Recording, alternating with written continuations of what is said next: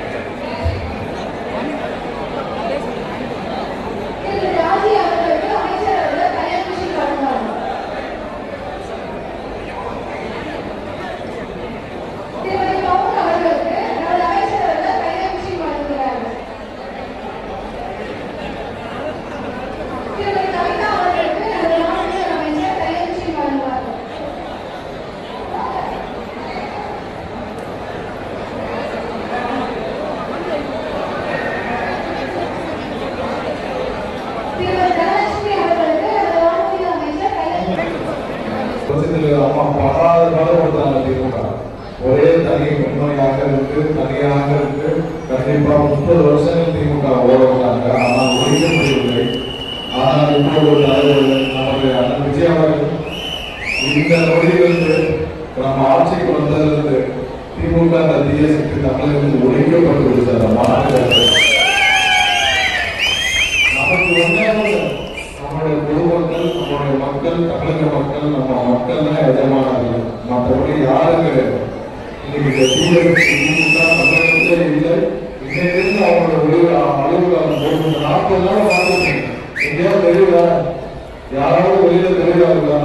ஏன்னா அவர்கள் 50 வருஷம் தமிழகத்துக்கு செஞ்ச துரோகத்திற்கு ஒரு நாள் முடிவு தான் நம்ம தளபதி முடிச்சிருக்காரு. வேற எந்த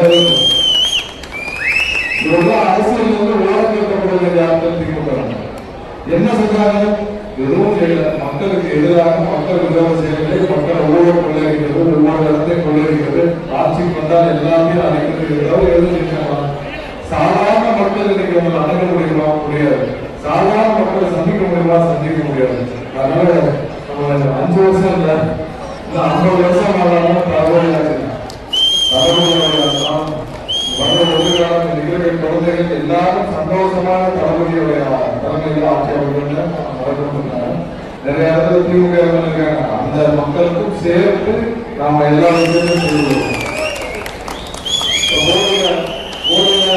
திமுக எம்எல்ஏ இருக்காரு, அதனால அதெல்லாம் விட மாட்டோம்.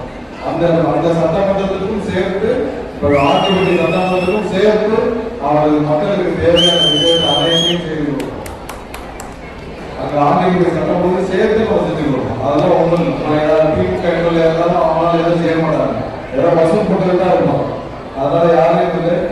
ஒரு விஷயம் மக்கள் அனைவரும் சொல்லிக்கிறோம், தேனி மாவட்டத்தில் அனைத்து இல்லீகல் குவாரிகள் மூடப்படும். எங்கெல்லாம் சட்டவிரோதமாக குவாரிகள் செயல்பட்டு அனைத்தையும் மூட உத்தரவிடப்பட்டு 2 வாரமாக அனைத்து குவாரிகளும் மூடப்பட்டுள்ளது. இயற்கை வளங்கள் கொள்ளைக்கு யார் எந்த நபர்களையும் சட்டப்பூர்வமாக